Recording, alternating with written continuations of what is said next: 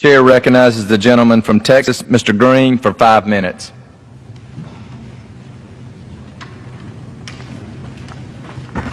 Thank you, Mr. Speaker.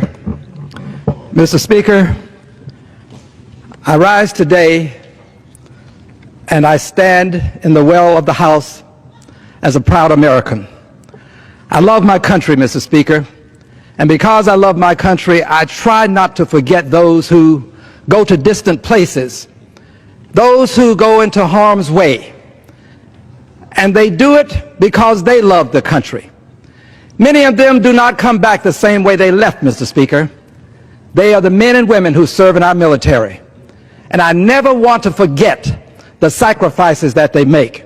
So today I want to salute and honor them for the many causes that they have taken up and for the many times that they have left their homes and their loved ones to stand up for liberty and justice for all, to make real the great and noble American ideals, to provide us the safety and security that we have today.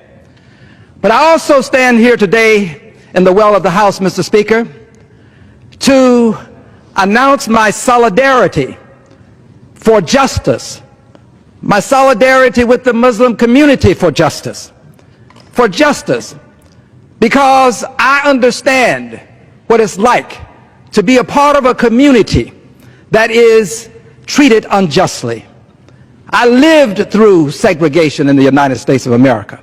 I know what it's like to go to the back door. I know what it's like to drink from filthy colored water fountains.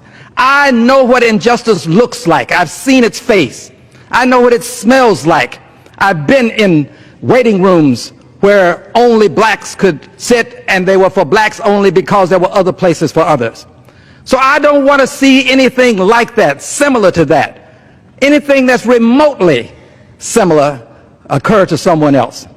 So I'm standing here today in solidarity with the Muslim community because of the injustice that's being perpetrated against Islam. I am a Christian. My grandfather was a Christian minister. But I stand here to support Islam today, one of the great religions of the world. And I do this, Mr. Speaker, because to demean Islam by adding the word terrorist with it is an injustice to the religion.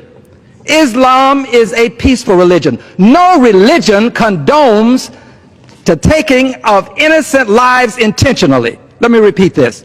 No religion condones taking the lives of innocent persons intentionally. This is why I'm here, because I want to make it clear that Islam does not condone this.